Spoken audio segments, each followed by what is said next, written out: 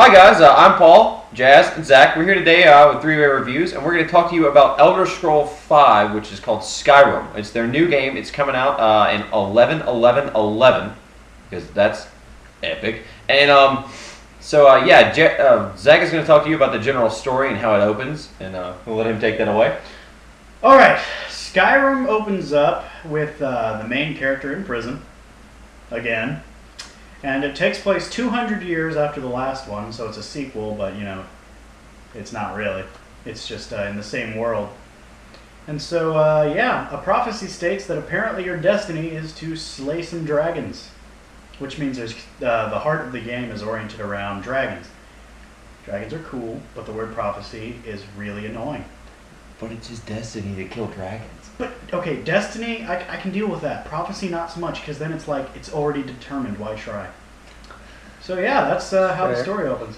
Yeah, and so one of the big things they did in this one is that they're claiming that they completely redone the game engine. And so one of the big things that they changed is the first-person and third-person views. They want it to be more natural. So the first-person view, there's supposedly no heads-up display. There's no HUD. There's no health bar chilling in the corner. It's just you and whatever you're using. And the third person is going to be more like a general, like if you would play a third-person game, it'll look like that instead of being like old Bethesda where you turned it on third-person and it looks like a first-person and third-person setting. And another big thing that they changed with this game engine is they're calling it two hands, two weapons.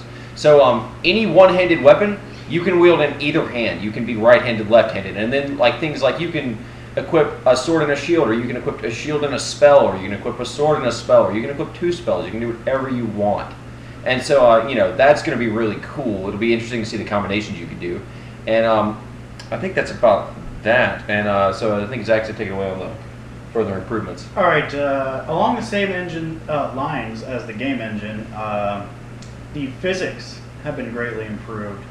So instead of awkward falls and snow falling out of the sky and getting cello-taped to walls, it actually looks natural. Everything in the environments look natural and like it actually happened instead of weird, like water flowing uphill or something.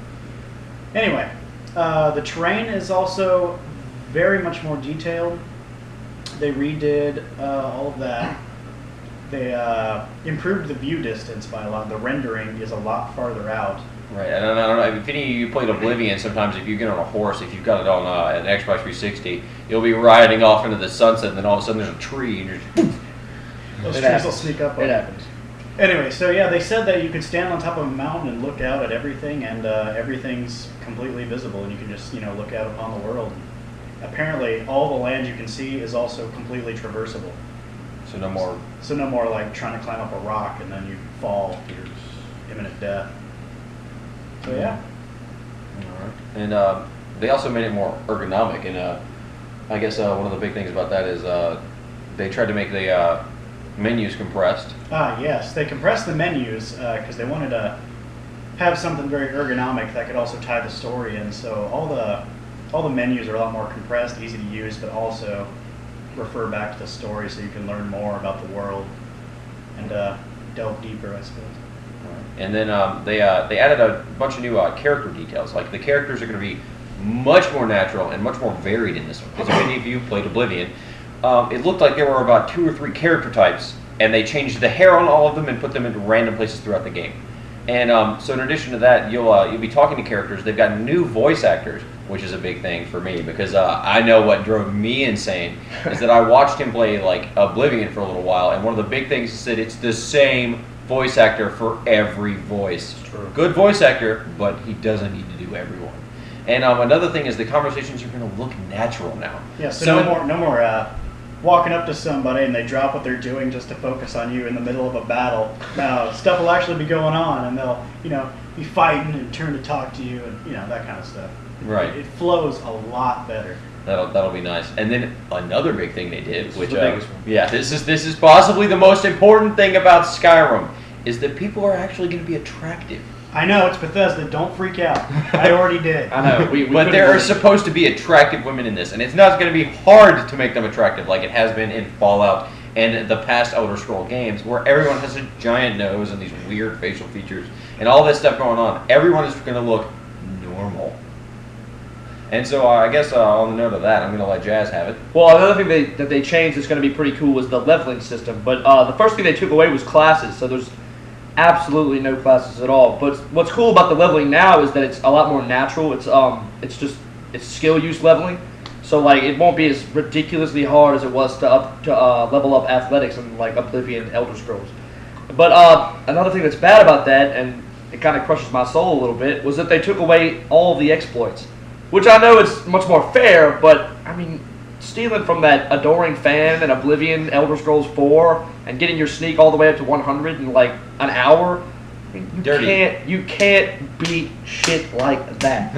It's just dirty, but effective. But it was the best. And another thing that's cool about it is that they're adding in perks like in Fallout. So I'm kind of curious to see where that goes. Yeah, one of the specific ones they talk about is like. If you played the first one, you were sneaking around all the time. Since you won't have your exploit anymore, sorry, Jazz, I'm sure there'll still be some. It is Bethesda, but instead of that, you'll get perks that go along with what you do. So if you sneak around all the time, you might get the option for a perk that ups your dagger damage when you're in sneak mode. So you do like that 6x damage bonus you got at 100 skill. At 100 skill sneak could be different now, where you'll get it earlier in a perk.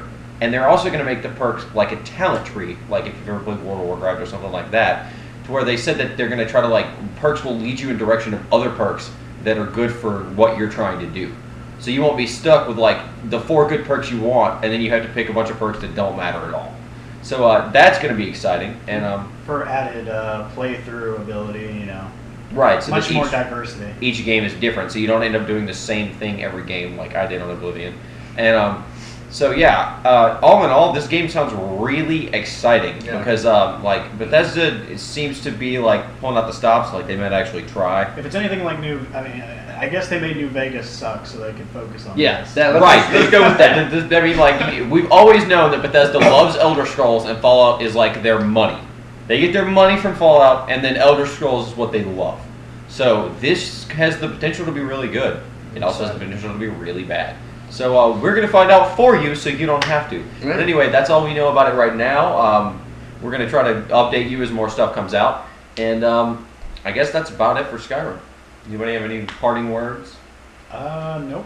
Well, okay. Well, I guess we'll see you guys later. And, you guys stay classy. It was like 10 minutes.